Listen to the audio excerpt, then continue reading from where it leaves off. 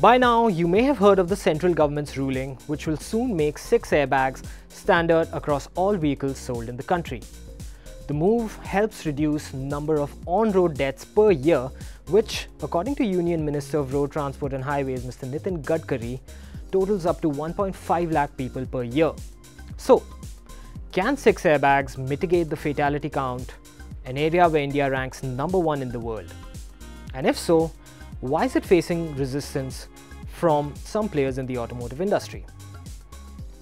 A recent crash safety test conducted by Global NCAP allotted a 3-star rating to the new Kia Carens, a car which is sold with 6 airbags as standard even before the 6 airbag rule is implemented.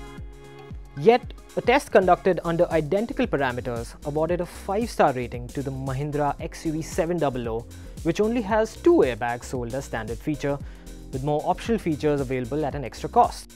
Currently, Global NCAP tests test both airbag effectiveness and structural integrity through a front offset crash test conducted at 64 km per hour and a side mobile barrier test where the car is stationary. So why did the XUV 700 receive a 5-star rating and the Carens didn't? According to Global NCAP, a UK-based not-for-profit organization which has its own independent parameters, the Carens scored less on structural integrity and offered inadequate protection to the feet and chest of the driver, and so received a 3-star rating instead of a 5. Which begs the question, what should the top priority for the manufacturers be? The shell or the airbags? Ideally, it should be both. But while airbags undoubtedly help protect the passenger, experts say that it's still a supplementary restraint measure and that it's the shell's engineering which can make the difference between life and death. Structure is fundamental. If you don't get that right, you can have any number of airbags and you won't survive a crash of a certain speed. Right. So the structure is your first, let's say, first defense system. And while recently approved Bharat NCAP draft proposal suggests all cars should get 6 airbags, ESC and a 3-point safety harness for the middle seat in the rear row, there isn't any minimum requirement for the shell. Thankfully, there is a way to calculate its structural integrity, because if PNCAP comes into effect, the silver lining comes in the form of a higher speed limit set at 64 km per hour for the crash test, as opposed to the previous 56 km per hour which Indian regulatory bodies have been adhering to. This means that as a consequence, the shells will need to be stronger if car makers want a better safety rating. Now, with all vehicles likely to be subject to more strenuous crash tests, do we still need to go ahead with 6 airbags as mandatory, especially when it's the consumer who has to pay the price? Mr. Gadkari says, and has emphasized, that Bharat NCAP will cover structural safety, the stiffness of vehicular structure, apart from mandating 6 airbags. But resistance continues, particularly from India's largest car maker, Maruti Suzuki. Why is that? Well, in one word, price.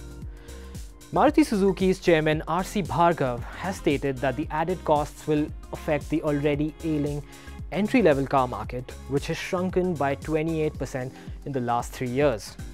The brand has also stated that 6 airbags aren't mandated in any other country, with the choice of additional airbags and additional safety equipment having been left to the consumer all over the world.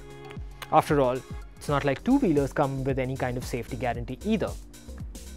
So, brass tacks, how much would 4 additional airbags cost to the consumer? Well, the conservative estimate suggests that the costs could go up to almost 30,000 rupees. But according to data analyst J2 Dynamics, it shouldn't be more than 23,000. No matter what the cost is, it will be borne by the customer because it's not the brand that's going to absorb it. Now, 25,000 is not that much for a car buyer, especially one who's purchasing a car in the sub 15 lakh category. However, for someone buying a car under 5 lakhs, it's a lot of money. So, should the choice be left to the consumer? Is the Indian consumer really that safety conscious, especially at the entry level? Well, recent sales trends, at least in the SUV segment, seem to suggest so. Ever since Global NCAP commenced its Safer Cars for India campaign in 2014, there has been a greater emphasis on automotive safety. The tests brought to light the abysmal safety record of bestsellers like Maruti Suzuki Swift Tata Nano and the Hyundai i10, all of which received a shocking 0 stars. In fact, it wasn't until 2016 that Indian cars tested by Global NCAP broke their 0-star streak. And this did serve as a wake-up call for several manufacturers, including local ones like Mahindra and Tata Motors, who saw this as an opportunity to get ahead by making safer cars. Tata Motors in recent times even managed to dethrone the mighty Hyundai Creta as the best-selling SUV, partly because of the stellar 5-star safety rating of the Tata Nexon. Now, even Maruti Suzuki, which has traditionally catered to a far more price-conscious consumer, has begun to offer multiple active and passive safety aids, but as optional extras only. Because Maruti feels that they shouldn't be imposed on the customer and potentially deter them from buying their first car. First-time car buyers still comprising over 50% of the Indian car market, according to the brand.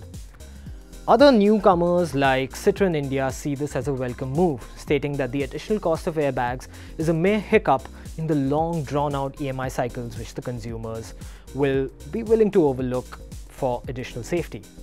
Now, that brings the question, will public sector banks offer low interest rates for car loans?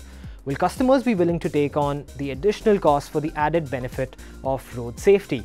And most importantly, will 6 airbags see a drastic reduction in road fatalities? Well, only time will tell, as the rule doesn't come into effect until October, approximately.